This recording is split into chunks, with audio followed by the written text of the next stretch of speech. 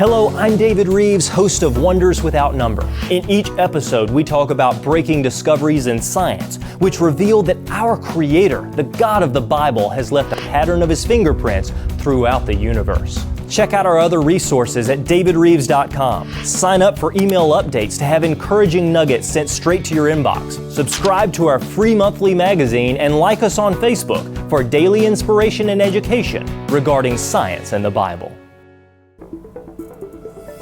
Did Charles Darwin admit to being a liar from a young age? Discover the dark side of Darwin on Wonders Without Number.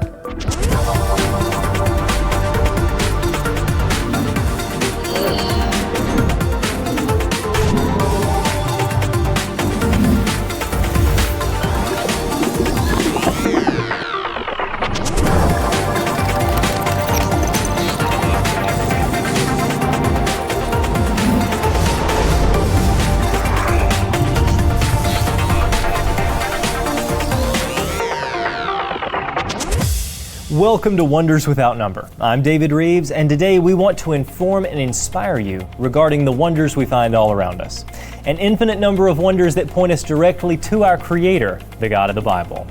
You're no accident. I want you to know that you are special, that you were created in God's own image, that Jesus Christ was and is that Creator, and that He has a plan for your life. Now, our mind is an incredible thing, and I believe that our morality comes from a higher power, the God of the Bible. I want to explore this idea and contrast it with an evolutionary perspective. Let's take a look right now.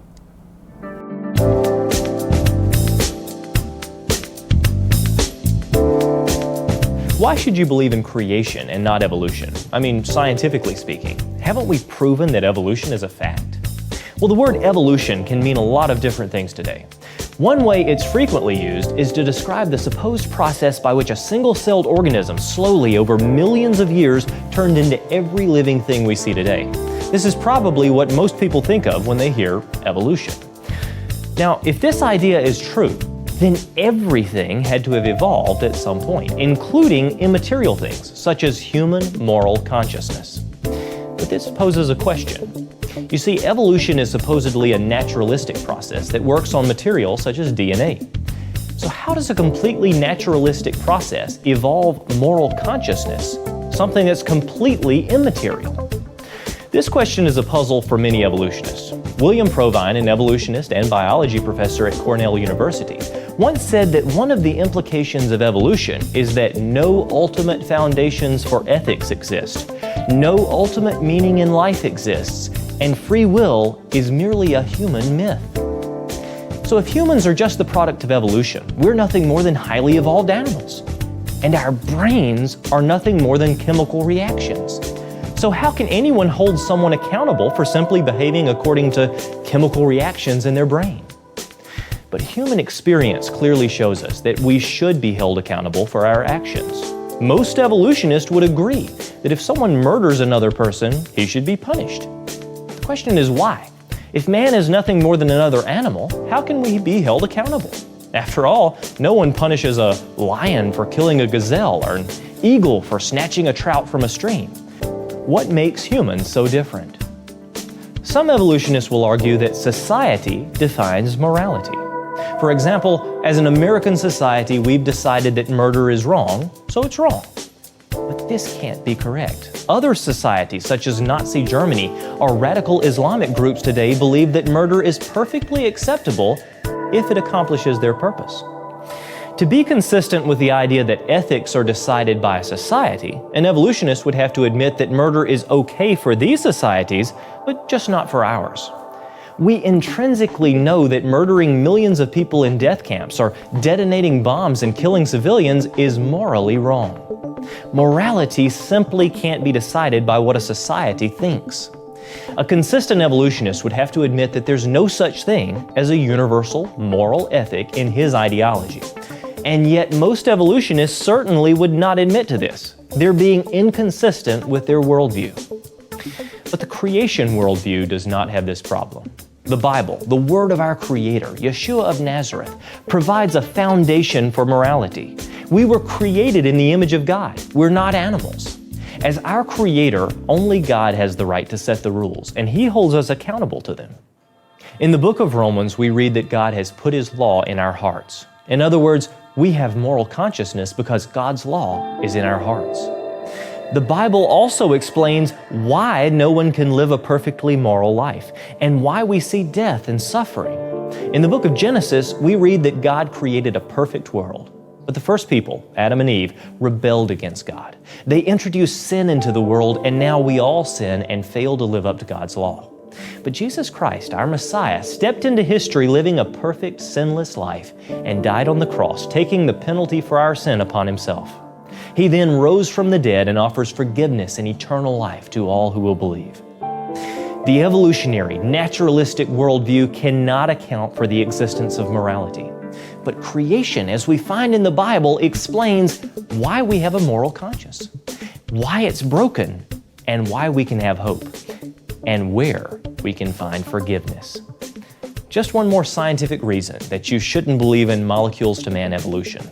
It takes a lot of faith. I'm David Rives. Truly, the heavens declare the glory of God. When it comes to morality, the Ten Commandments are a great place to start. They provide basic, simple instructions on how to love the Lord and how to treat our neighbor. You can tell a lot about an individual by their values. What if we ask questions about Charles Darwin's values? My guest today is waiting to share information on this topic. Dr. Jerry Bergman has taught biology, biochemistry, anatomy, genetics, and psychology in universities around the country. He has 9 degrees, including a PhD from Wayne State University. With over 1,000 publications to his name, including over 20 books, his work has been translated into 13 different languages. So if you would, please join with me as we welcome Dr. Jerry Bergman. Welcome to the program. Thank you. It's great to be here. Yes, sir. It's great to have you here. And this is a topic that you're pretty passionate about. In fact, you've published a book called The Dark Side of Charles Darwin, a critical analysis of an icon of science. And he is an icon, isn't he? Oh, yeah. He has done so much within the scientific community, but he's damaged it in many ways. Yeah, he has. Let's take a look at this man. And I can mention, and people will disagree with my first few sentences, and that's good. I hope this gets into the book and you do the research. But there's a list of candidates of most evil man in history, and of course Hitler's in there, and Stalin's in there, and Mao's in there, and so on. My conclusion, ironically, is Darwin. Wow. Darwin is the most evil man in history. Now, I'm not saying he was because as his personal, he was a good father, he was a good husband, typically, at least back for his day, and he didn't kill anybody that I know, he didn't rob any banks, he didn't do any of the evil stuff that we're thinking about. But in many ways, because he was a good man in his personal life, his effect has been therefore profound because, well, we can't look at his personal life and see any flaws that we think about, like robbing banks or swindling people and so on. But the effect of his ideas has been well beyond those people. When I present this material, people say, well, you shouldn't say unkind things about people. Well, how about Hitler? Can I say unkind? Oh, yeah, you can say all you want about him, that's unkind. Stalin, the same thing, and Mao, the same thing. Well, in many ways, the story of Charles Darwin is such where his effect has been far more adverse historically than these other people. Hitler did a lot of harm, no question. That's not a problem. But who paved the way for some of Hitler's thought patterns? And of course it was Charles Darwin, and that's a critical thing we have to keep in mind. And Darwin influenced not only, of course, Hitler, but also Stalin. In fact, there's a good documentation on how he influenced Stalin. Stalin was in seminary, by the way, and Stalin started reading about the Darwinian ideas and related, and eventually became an atheist, and of course became one of the most evil men in history. Not the most evil, but one of the most evil. Yes. And Charles Darwin, I would say, would earn that honor, if you can call that. And the result of his work, and these statistics we have to be careful reading, because different people calculate them in different ways, but a pretty good source is the World Christian Encyclopedia, published by Oxford University Press, and they conclude about 45.5 million Christians have been martyred in the last century alone. And the main cause of that was Nazism and, of course, communism. Okay. And the dead total now this is Christian martyrs, the first part. But Okay. those who were killed specifically because of communism and Nazism, we're talking about Jews and Slavics and so on, Okay. about 167 million. That's a lot. And that is a huge. What is the population of the United States today? 320 million? Right. So almost half the population of the entire United States died. It's hard to believe. And this number, I think, is low. I think the actual number is higher. When we look at disease, famine, from deaths from injuries, destruction of property, it's even greater. Okay. There's hardly anyone that was not affected by World War II. Yeah, And exactly. that's why we call it World War II. It's not just a local war, but It it's had World global War effect. II. Global effects. And there is Charles Darwin.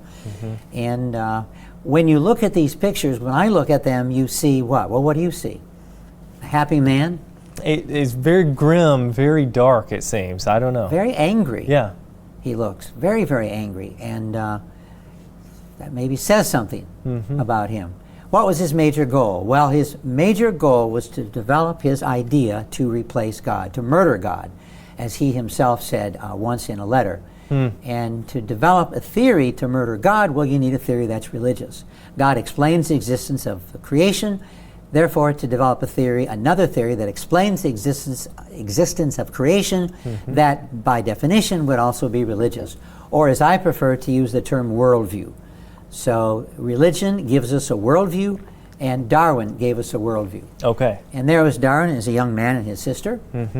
He was from a wealthy family, and his goal was, of course, to replace God, and actually his theory became a God, and he himself said that in one of his statements. And for example, one, I speak of natural selection as an active power or deity. So natural selection is his God, basically. His God. It's a deity. And of course, natural selection is what? Elimination of the weak. Right. So natural selection is killing. Okay. And he added, I would give absolutely nothing for the theory of natural selection if it requires miraculous additions at any one stage of descent, which would make my deity, natural selection, superfluous. And so what is he saying here? Clearly, he's talking about theistic evolution doesn't work in his worldview. Okay. He's saying This has to completely replace. completely right. And so when you try to create a combination of theism and Darwinism, can't do it. Darwin himself said you can't do it. And he was right. That's one area where he was right. Okay. And basically, the leading Darwinists accepted Darwinism. We name it after him because, of course, he popularized it, because they saw it as a means of achieving the destruction of theism and the establishment of naturalism. Naturalism is the idea that the material world can explain everything. Okay. There is no angels, there's no spirits, there's nothing beyond. You're a machine. Your brain is a machine, it's a computer made out of meat. That's how they explain it. There's nothing beyond that. There's nothing beyond the physical brain that you have. Now, who is Professor Bowler? Professor Bowler is a leading scholar of Darwin. He's written, probably 12 books just on Darwin. He really does a good job. I have all of his books, and I've read most of them. Wow. And I rely pretty heavily upon them because he relies upon the early literature, and he does a good job synthesizing it. But he himself was a Darwinist. He was not a creationist. And his goal was, of course, to convert the scientists. Then the next goal would be to convert the population. And he did that beyond his own expectations. Darwin himself was surprised at how quickly the world, the scientific world, converted to his theory. And he talked about conversion as a convert. He said, well, we converted so-and-so to the way we have of looking at the world. It's an interesting way to put it, isn't it? So, well, that's how he put it. He was trying to convert the world. But previously, of course, the natural world was seen as a handiwork of God. And by his theory, he knew that he was committing cultural murder. So again, that word murder comes up in his writing. Okay. You could probably do a whole paper just on that one term Oh, yeah. that he used. And then he understood that if evolution by descent were true, then the argument from design was dead.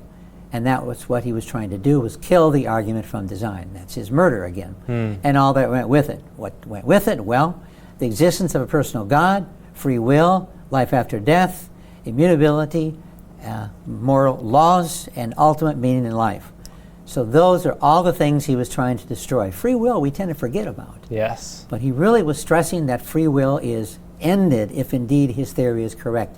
You behave the way you do as a result of the environment influence on you and of your brain cells. And there's no person, there's no self behind that. You're a machine that responds to the world around us and responds to the design. I think Darwin wouldn't use that word, but Right. the design of the brain.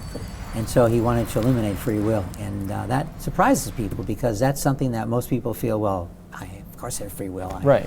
decide I want to do this and do that and so on.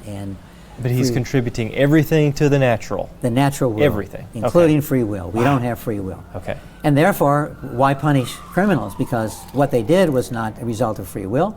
Free will assumes that when we punish someone, we are responding to what their free will did. And of course, that is not the case according to Darwin.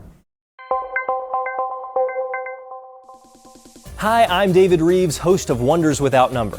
Like what you're seeing? You can find so much more on the Creation Superstore. You'll find over 1,000 books, DVDs, and other quality resources on origin science, creation, and Bible history. Whether you're looking for nature documentaries, educational books, homeschool resources, or children's videos, we've got it all, so be sure to head over and check it out. Use this special promo code to receive 10% off your first order.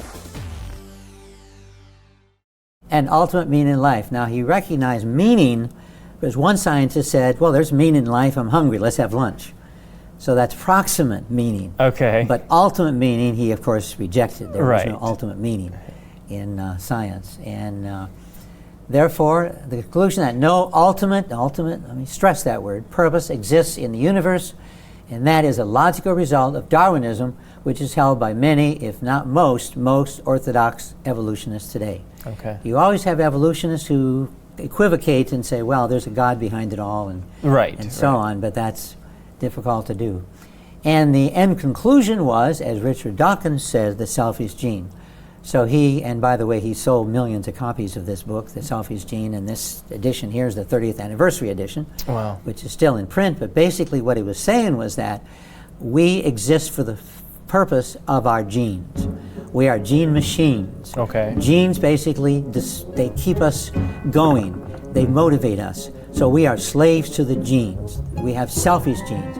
The problem with that now is we realize that our genes are only part of the story.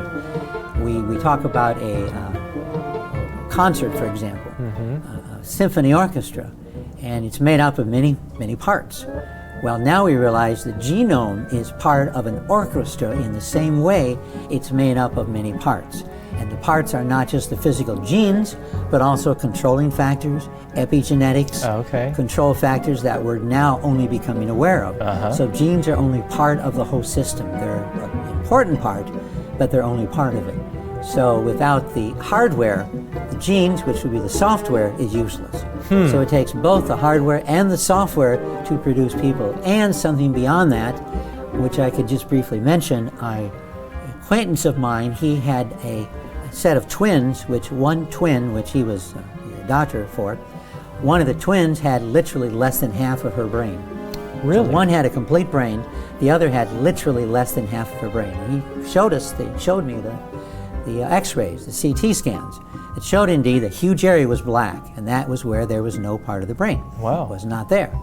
And his concern is that indeed will there be a difference between the two as they grow up. And he followed them and he showed us pictures as they grew up, and now they're adults, they're late 20s, they're both married, they both have master's degrees, they're both doing very well. It's hard to find the difference between the girl who had her full brain and the girl who had half a brain. And he basically interpreted that as, indeed, we are much more than our physical brain. Yes. That there's something behind us. The brain is necessary, obviously, but we're a lot more than that. There are many, many parts that go up to make the person. Now, he wasn't denying the pons and the midbrain and so on. These are important. These have control functions. Sure.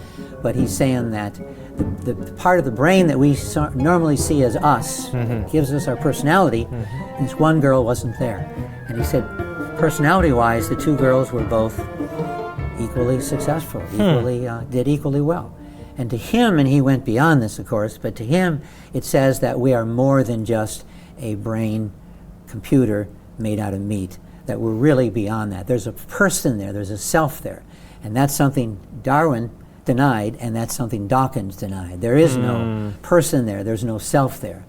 And many other examples. One quick one I could give is when my mother had Alzheimer's disease, very devastating disease if you're aware of it. She was totally mute, she said nothing, she had to be taken care of like a a month-old baby. And every now and then she would have periods of clear lucidity. Once when I was there, now she hadn't said anything for months, she said in perfect English, "It is really warm in this room. Could you turn down the heat?" Really? Out of nowhere. Okay. And we thought maybe now, right. wasn't, but maybe she's out of it, but she wasn't. And in her case, I've concluded mother was still there. She hadn't changed. The person was still there, but she just couldn't get out. And when I mention that to students, they say, "Oh yeah, I've seen that among Alzheimer's patients." They'll come up with perfectly accurate assessments of things. Now, these were people who haven't said a word, or if they have said a word, it's gobbledygook. Yeah. But then all of a sudden, they say things perfectly fluent and relevant to the situation at hand. So that helps me understand that indeed we're not, as Darwin and as Dawkins and others said, we're not just a prisoner of the structure. We are brain. a person that lives and expresses ourselves through that structure. The structure is the mouthpiece. Our person is using that mouthpiece. Isn't that interesting? It's more than just the brain. It's more than just what's there. Huh. Results of Darwinism, and I'll try to go through that briefly. One of the more interesting parts was his view of women. And he thought, and you can see where he would reason this way, that women were protected. Men went to war and killed the weak. Men fought among themselves and killed the weak. Men did not protect each other, but we protected women. And because we protected women, the weak survived. And because the weak survived, Darwin basically concluded that women are inferior, literally inferior to men, because the weak survive. In body changes, we can see that when a man matures in adolescence, his body changes in many ways. Yes. A woman's body changes as well, but not nearly as much. The facial body structure is pretty much the same, development of breasts and the secondary sexual characteristics, of course, but by and large, Darwin, for this reason, saw women as children that never grew up. Wow, okay. And he spent a lot of time covering this. And I cover this, a chapter in my book on the Dark Side of Darwin. Yes. And this, what he said when he was thinking about getting married. As a married man, he would be a poor slave, worse than a Negro. But reminisced, one cannot live the solitary life with groggy old age, friendless and cold and childless, staring one in one's face. Darwin concluded there's many happy slave, and shortly thereafter, in 1839, he married his cousin Emma Wedgwood. And he later on said, I might have quoted this, and there's Emma. Later on, he said, well, woman is better than a dog anyhow. That's incredible. We don't hear this about Darwin. I mean, No. Darwin is looked up to as an icon of science, and yet here we're seeing he is incredibly racist, is incredibly demeaning towards women.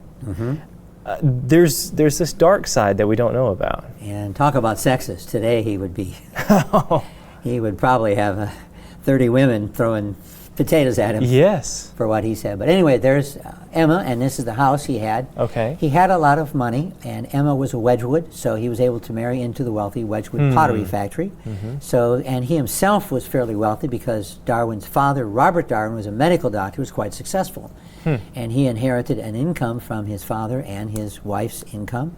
So he never had to work for a day in his life. He could live off of his inheritance. Okay. And he invested wisely. So he actually was a good investor. He invested in railroads. He saw that was up and coming, and so he bought a lot of railroad stock, and he did pretty well. That's his study. You can see, and he thought, well, I mentioned this, women were at a lower level of development than men. And he talked about that in a fair amount in some of his writing. Okay. And at the time, these views were not those of a small minority, but were the majority view in the late Victorian women.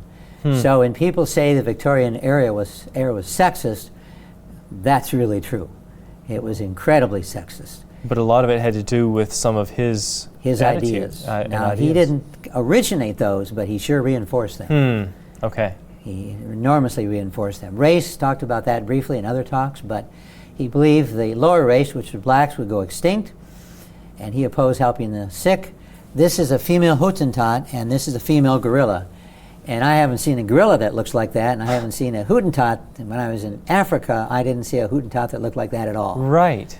So these are artistic license beyond what misrepresentations. we would Okay. normally think. But in the Tierra de Fuego. It's a Spanish term I can't pronounce correctly. My daughter-in-law's Hispanic, so I have to ask her to pronounce it. But She could do it, yeah. I have a hard time with. He said, how wide was the difference between savage and civilized man? And he felt the Fuegians from South America were the most abject and miserable creatures he'd ever seen. So not very flattering. But he said in time in the future, not very far in the future, the civilized races of man, Caucasians, will almost certainly eliminate and replace the savage races. And he felt this was natural evolution by natural selection. So he felt this would naturally occur. We can't stop it. It's going to occur. And here he said the civilized races would become extinct, and they would take the place between the apes and the higher races. So between those, the races would become extinct. Wow. And that's a good example of what he believed. So. Okay. If you had 30 seconds to summarize what we've learned today, what would you say about Darwin and his impact? He had a tremendous impact on many, many people, not only the few things I brought out here, but on racism. Biological racism, by the way, existed before Darwin, but it became much, much greater after Darwin. Okay. It justified a lot of racist ideas and racist behaviors. Also, treatment of women was exacerbated as a result of Darwin's ideas. More importantly, though, Darwin influenced so many people like Marx, Lenin, Stalin, and so many other important people in history, even some of the leading Japanese scientists and individuals he influenced, even influenced the Japanese behavior in World War II. So his influence was enormous and widely recognized. So when you say that he may be one of the most evil men that ever lived, his ideas, which he popularized, became one of the primary reasonings for these murderers like Hitler and Stalin and others. Hitler was clearly trying to eliminate inferior races. He thought that the world in the future would thank him because he was able to eliminate inferior races, not just Jews, which of course is not a race, but Jews, Slavics, which would be Poles, Russians. Wow. And he made it very clear in his later writings. There's a book later he wrote which was never published, but has been published now. And it made it very clear he wanted to make the Slavic slaves and eventually eliminate the Slavic population. And so his goals were pretty horrendous. That is so incredible. Again, you've written the book, The Dark Side of Charles Darwin, a critical analysis of an icon of science. He is, there's a whole other side that no one knows about. Very few people do. And we appreciate your research in these topics. And thank you so much for being here. Thank you. Yes, sir. Thank you for inviting me. Absolutely. Charles Darwin was a troubled individual with an agenda. He was even bold enough to admit as much.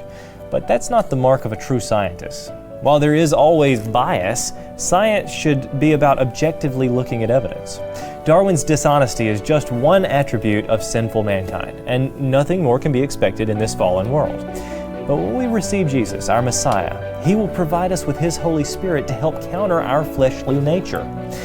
You know, if you've reached out to the Lord for salvation after hearing today's message, let us know. We hope that you've been encouraged and educated today, and we want to give you the tools that you need to boldly go forward and share what you've learned, some important information. Leave us questions and comments on our Facebook page and give us a call to learn more. I'm David Rives, and until next time, keep looking up. Truly, the heavens declare the glory of God. Hello, I'm David Rives, host of the TV show Creation in the 21st Century on TBN and the Heavens Declare video series.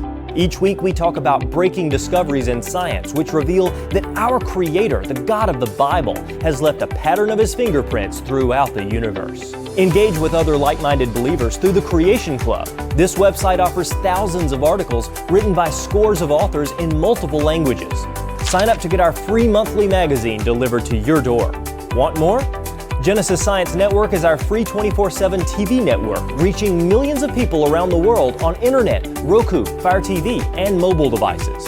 Shop over 1,000 books and videos on the Creation Superstore, the world's largest origins-related store. Visit our Wonders of Creation Center and sign up for email updates to have encouraging articles sent straight to your inbox. Like us on Facebook for daily inspiration and education regarding science and the Bible.